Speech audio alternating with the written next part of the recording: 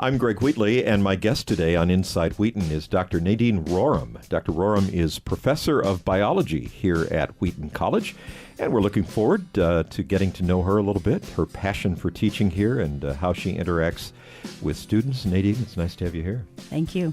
Been here 20 years plus? Correct, A little more than 20 years, so a veteran of Wheaton College.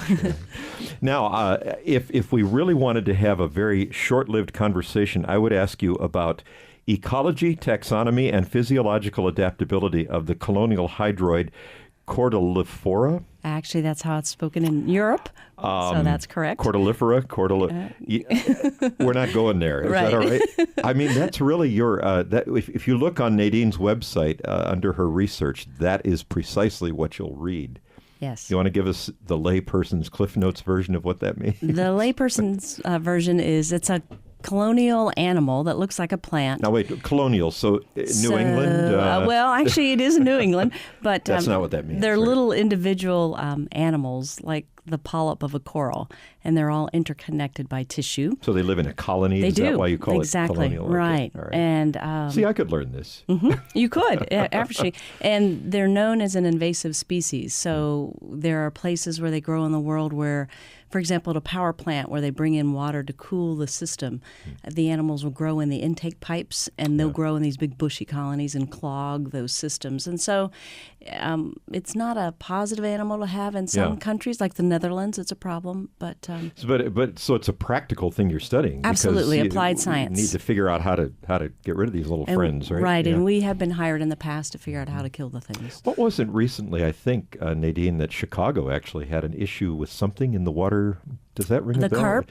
Was it carp, maybe? The Asian carp. Yeah, and that's carp, an ongoing issue, right? Yeah. Same concept when I attend conferences with all my colleagues, that's what you hear about. You hear about the carp. The zebra mussels, that was a big item, in the years past. And so does I said we weren't going here, but I guess we're going here a little bit.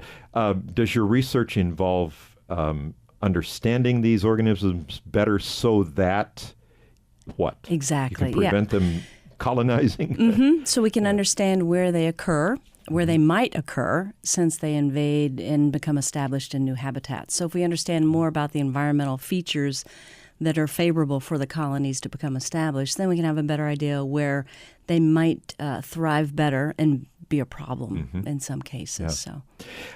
So, what do you love about Wheaton College?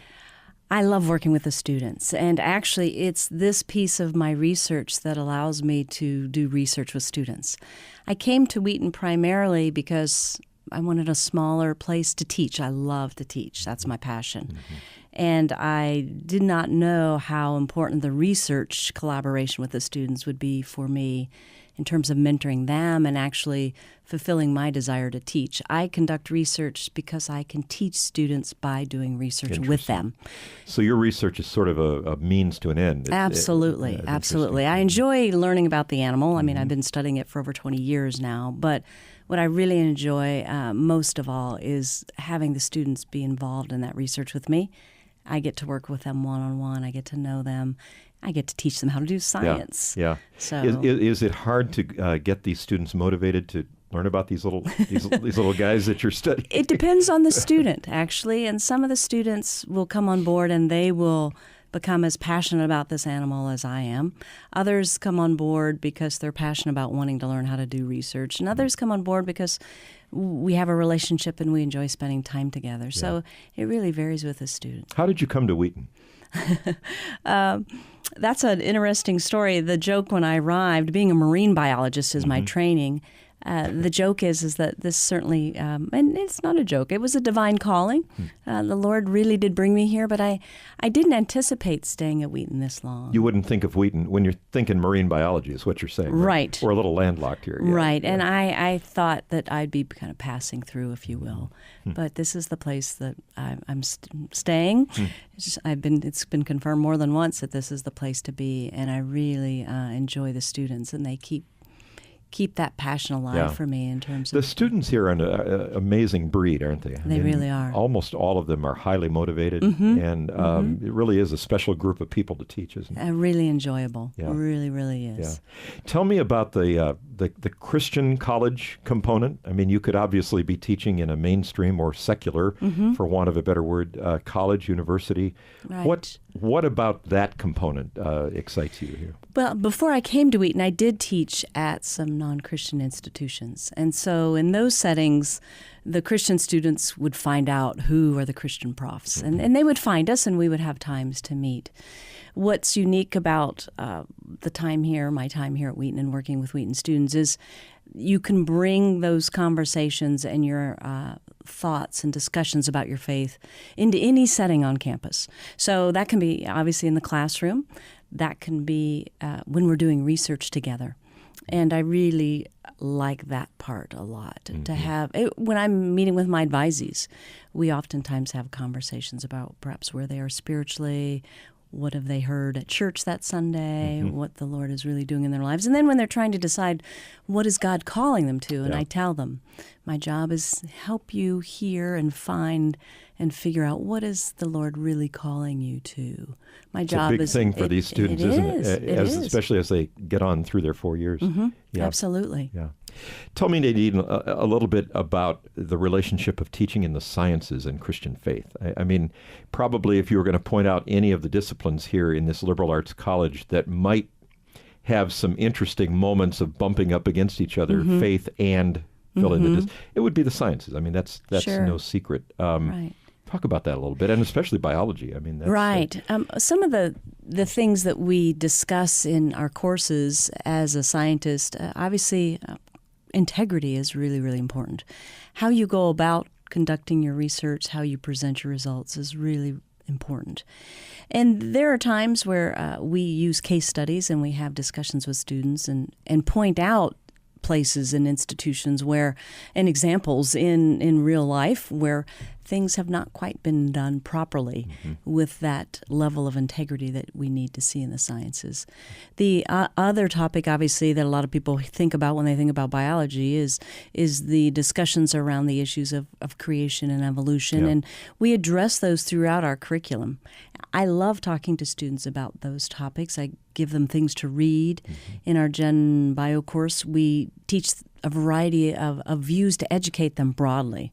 Because they'll tell you the running joke that I often tell them. I said, you think you can avoid this topic, but as a biologist, you cannot. Absolutely. You will be at a Christmas party and someone will find you and say, you're a Christian, can we talk about creation and evolution? So I tell them, you must wrestle with this and think about it. You don't have to become the expert in the field, of course, but people are going to come to you and want to address that issue, and you need to be well-read and be able to have conversations. So as a biologist who is a Christian, is there a spectrum of positions on origins that you would find all of which could be within the pale, say, of Christian orthodoxy? I mean, I know that's a tough question, especially for a short interview, but I mean, you grapple with that here. We do. And what I do with the students, actually, is I bring up the statement of faith that we at the college sign, and there are definitive things listed there.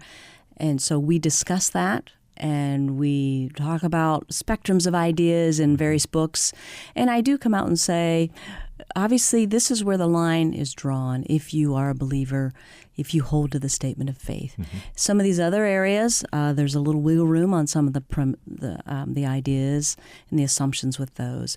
But here are some key things. For example, Adam and Eve. Those are some things that we talk about, and we use the statement of faith as a starting place. Springboard. Yeah, exactly. Yeah. It's a tough area, isn't it? It's a very tough area, and particularly, as you say, they're going to get asked these things by people who are not always friendly to the faith, looking in some cases for maybe a tripwire or something. Right. So it's a real calling for them to go out of here prepared for that, isn't it? It is. And I tell them, as we wrestle with these things, that the bottom line is this is not a salvation issue per per se, and how they approach non-believers is equally important as perhaps non-believers approach them with some maybe closed-mindedness or some hostility. Yeah. And so I'm trying to educate them to think about it from both sides of the issue, of course. What are some of the other things as you rub shoulders with students and mentor and get to know them? What are students thinking these days? Maybe what are some of the pressures for them that you and I didn't have? Oh, wow. Absolutely. That are unique to this group of students? I have seen the pressures change in my 20 years, as well as the pressures change between when we were students and students now. More so, there seems to be an expectation and a pressure. Where that's coming from is there are a variety of options on that. To know what you're going to do with your life now in this moment. And I feel for the students that either live under that from family or personal. Some of them, it's their own expectations. And to live under that really causes a lot of anxiety, a lot of stress, affects their ability to be in the present moment and really engage in learning for the sake of learning and enjoying that and enjoying being at Wheaton. For some of them, they're preoccupied with the future. And the Lord calls us to live in the moment, does He not? Yeah. He really does. And so to try to help them with that. When I was a student, I graduated with a bachelor's in biology and had no idea. I thought I was going into medicine. Can relate to that, too. And then I graduated. I took a year off. And I tell my students, I said, when you're at Wheaton in this community and others, put on some blinders. Just put on those blinders, and what you need to do is listen and try to discern what your strengths are, what the Lord is calling you to. And try not to look around and compare yourself to everyone else, which we're all prone to do. But I think especially so during the college years. And a lot of students these days, these are obviously generalizations, but it seems to me that this age bracket of kids they really want to save the world, too. They do, a lot of them, right. Which is a very commendable thing. But I mean, they're very concerned about social justice issues, aren't which they? is wonderful, wonderful. But in life, as you and I know, life is a process. It is a process, and there's patience in that process. And I think societal issues and expectations have perhaps, for some of them, led them to believe that, oh, I can do things now. I can get there now. I can get everything now. And it's a spiritual maturation. It's an academic maturation. It's a emotional maturation. And I think society has perhaps accelerated that. And that can be problematic for some people. Well, emails go absolutely around the world in a second, right? And I was just talking to someone the other day about having to wait for a U.S. mail delivery. Right. And boy, nowadays that's unheard of, right? And texting as well, all that instant. And I'm a texter. Sure. I email, and I think there's some issues around that quickness and that bigger scope of communication. I think, You enjoying the new science building? Absolutely. That's a great place, isn't it? It really is. It really, really is. Yeah. Tell me a little more, Nadine, about where the science department, the biology specifically, is headed. Exciting days ahead. What would you say to a student who's listening or a parent and considering the sciences and considering Wheaton? I would encourage them with the fact that our department continues to evaluate what we offer in our curriculum, and some of the exciting things that we are trying to do in terms of keeping up with some of the changes that are coming along is that in and of itself, giving students choices. We have a cluster arrangement where we allow them to choose courses that they really are interested in. And we try to advise them, again, with the open door of our job is to help you figure out the fit for you. We are excited about having the students come alongside and lead with us. We've got some student groups that have become established in our department. We try to include students in our department meetings. There are some student groups. Symbiosis is one of the student groups, and then our advisory council. So we're trying to help mentor and bring the students up to speed in terms of, not so much up to speed, but give them leadership opportunities and create events and activities and things that will be helpful for them. And they're doing it. It's really exciting. For example, the upperclassmen held a time during chapel where they had treats and things and invited the freshmen and sophomore folks to come in and just talk with them. Talk about, what are you thinking about your career? What is it about biology that you like? What are you struggling with? And those are the sorts of things in terms of building community that I think is very, very important. I have to ask you, sometimes when I get people in here, I like to dig into their field, their discipline, and say, what's new? And with the sciences, I mean, there's so many fast-moving things that you could... Any discoveries that are being made that have you excited? I mean, what's the latest thing to come along in biology? Well, I'm an invertebrate zoologist, so I study all the animals without the backbones. And some of the things that are exciting that we are addressing specifically in the course I'm teaching right now is invertebrate zoology. There are some really amazing discoveries of some animals that we haven't seen before, or we didn't realize they were out there. For example, you've probably heard on the news about the large squid and have maybe seen some video clips on some of the squid coming in. I bet I'm going to dream about it tonight. Yeah, well, hopefully no nightmares, but some really fun and exciting things that scientists are discovering out in the ocean. Since I'm a marine biologist, that's where my attention tends to lean. And so there are constant discoveries, whether we're talking about the deep sea vent communities or simply offshore, but finding some of these amazing animals. And to me, that just, again, applauds God's creative hand. So that's interesting. Let me take you back there for just a minute. Are you saying that biologists are discovering brand new? Oh, absolutely. Species or? Sure. Really?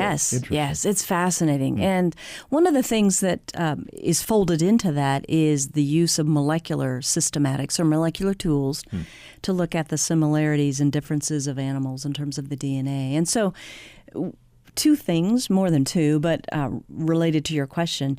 You can discover a new animal that you've never, ever seen before, but then you can also perhaps give a new name to something that you have discovered based on more information that you've been able to gather over time. Who it's related to, you mean? Correct. Yeah. Absolutely. Interesting. And so there's a restructuring in the naming.